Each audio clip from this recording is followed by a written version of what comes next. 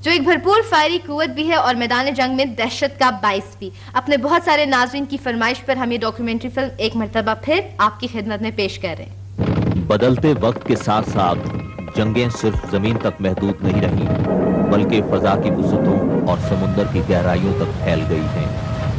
لیکن زمینی جنگ میں بختر بند دستوں کی اہمیت اب بھی مسلم ہے.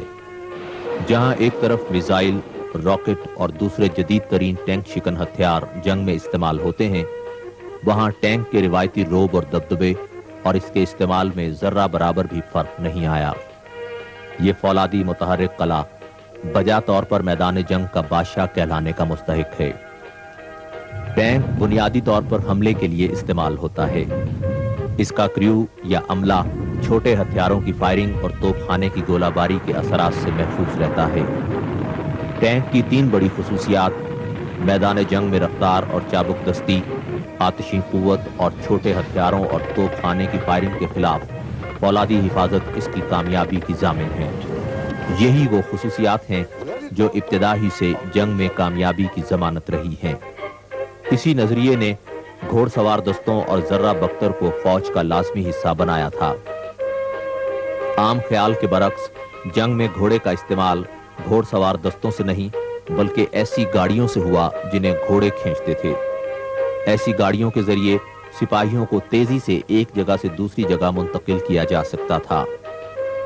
جب 19ویں صدی میں مشین گن ایجاد ہوئی تو اس سے محفوظ رہنے کی ضرورت ٹینک کی ایجاد کا سبب بنی. سب سے پہلا ٹینک ستمبر 1916 میں میدان جنگ میں اترا. آج ٹینک دنیا کی تمام افواج میں ایک فیصلہ کن ہتھیار کے طور پر شامل ہے. اس کی دشمن پر شدید گولہ باری، ناہموار زمین، ندی نالوں اور دوسرے ناموافق حالات کے باوجود اپنے عملے سمیت تیزی سے دشمن کے قریب ترین پہنچ کر اپنے مہلک ہتھیاروں سے اس کی قوت کو تہس نہس کرنے کی پوری اور قابل اعتماد صلاحیت رکھتی ہے. انتہائی تیز رفتاری کے ساتھ اپنا رخ بدل کر دشمن پر حملہ کرنے کی خصوصیت اسے دوسرے جنگی ہتھیاروں سے ممتاز کرتی ہے. پاک فوج میں بھی آرمرڈ کور ہراول دستے کا کردار ادا کرتی ہے. یہ دستے اپنی مختصر تاریخ کے باوجود عظیم اور قابل فخر روایات کے امین ہیں. پاکستان جنوبی ایشیا میں دفاعی اور جغرافیائی لحاظ سے نمایاں حیثیت رکھتا ہے. مضبوط پاکستان علاقے میں طاقت کے توازن کا باعث ہے.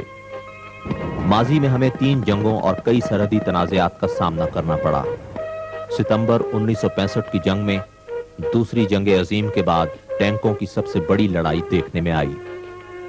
پاکستان آرمی نے دوسری جنگ عظیم کے بچے کچھے شرمن، M47 اور M48 ٹینکوں سے دشمن کے حملے کو مؤثر طریقے سے روکا.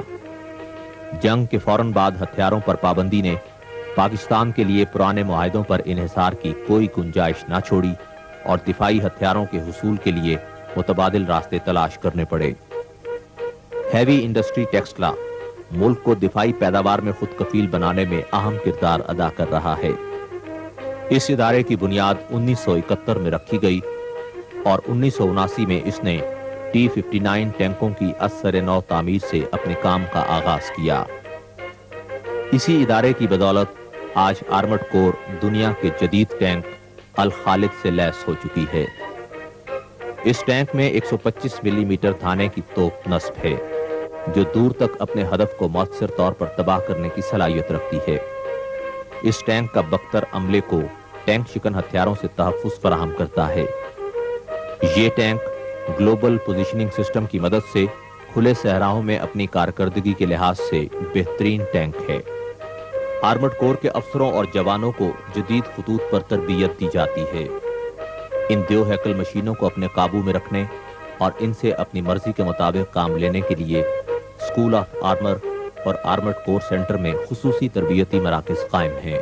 آرمر سینٹر میں ٹینک ڈرائیونگ کی تربیت کے لیے جدید کمپیوٹرائزڈ نظام موجود ہے جہاں فرضی تربیت کے بعد ٹینک پر باقاعدہ ڈرائیونگ کی مہارت حاصل کی جاتی ہے. ٹینک جن مہلک اور آتشی ہتھیاروں سے لیس ہوتا ہے اس سے واقفیت اور تربیت کے لیے جدید انداز اپنائے جاتے ہیں. اسلحے کے پیچھے ہاتھ اور مہم کے پیچھے ذہن ہی کامیابی کے ذمہ دار ہیں. آرمڈ کور کا انتخاب کرنے والے افسروں اور جوانوں کی ذہنی اور قائدانہ صلاحیتوں کی تربیت لیکچرز، ماڈلز اور بعد ازاں عملی مشقوں کے ذریعے کی جاتی ہے۔ دوران تربیت افسروں اور جوانوں میں جذبہ ایمانی کو پختہ کیا جاتا ہے، جو ایک مومن کا سب سے بڑا ہتھیار ہے۔ سوار محمد حسین شہید نشان حیدر کا تعلق بھی آرمڈ کور کی ایک مایہ ناز ریجمنٹ سے تھا، جس کا کارنامہ نہ صرف آرمڈ کور بلکہ پاکستان کے لیے بھی قابل فخر ہے۔ آج پاک فوج کی آرمڈ کور اپنی روایات کے سنہری علم بلند کیے ملک کی سرحدوں کی حفاظت کے لیے چاق و چوبند کھڑی ہے، اور اگر ضرورت پڑی تو اس کی ضرب آہن ملک کی طرف بڑھنے والی طاقت کے لیے تباہی اور بربادی کا اعلان ہوگی۔ اس کا ہر جوان سوار محمد حسین ہوگا اور اس کا ہر محاذ چوئندہ کا محاذ ہوگا۔